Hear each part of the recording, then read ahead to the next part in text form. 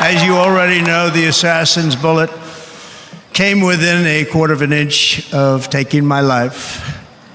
So many people have asked me, what happened? Tell us what happened, please. And therefore, I will tell you exactly what happened, and you'll never hear it from me a second time because it's actually too painful to tell. It was a warm, beautiful day in the early evening in Butler Township in the great Commonwealth of Pennsylvania. Music was loudly playing, and the campaign was doing really well.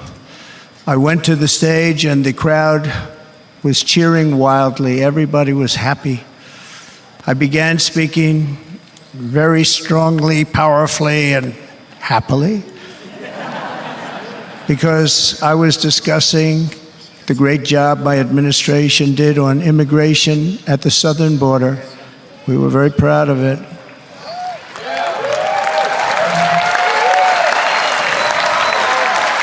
Behind me and to the right was a large screen that was displaying a chart of border crossings under my leadership. The numbers were absolutely amazing. In order to see the chart, I started to, like this, turn to my right and was ready to begin a little bit further turn, which I'm very lucky I didn't do, when I heard a loud whizzing sound and felt something hit me really, really hard on my right ear. I said to myself, wow, what was that? It can only be a bullet. And moved my right hand to my ear, brought it down. My hand was covered with blood, just absolutely blood all over the place.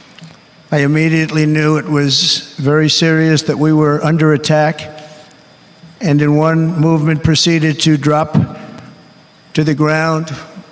Bullets were continuing to fly as very brave Secret Service agents rushed to the stage, and they really did. They rushed to the stage.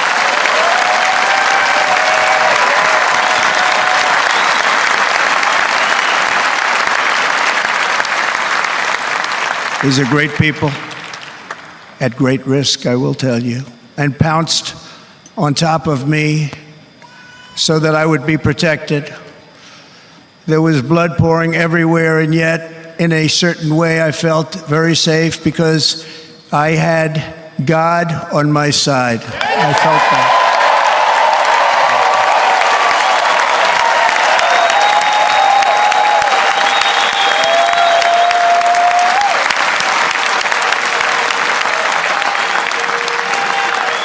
The amazing thing is that prior to the shot, if I had not moved my head at that very last instant, the assassin's bullet would have perfectly hit its mark, and I would not be here tonight. We would not be together.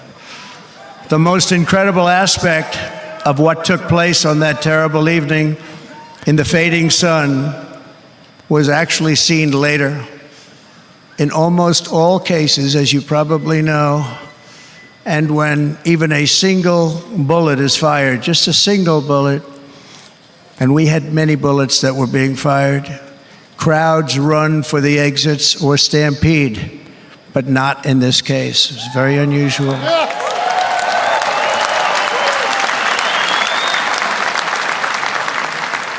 This massive crowd of tens of thousands of people stood by and didn't move an inch.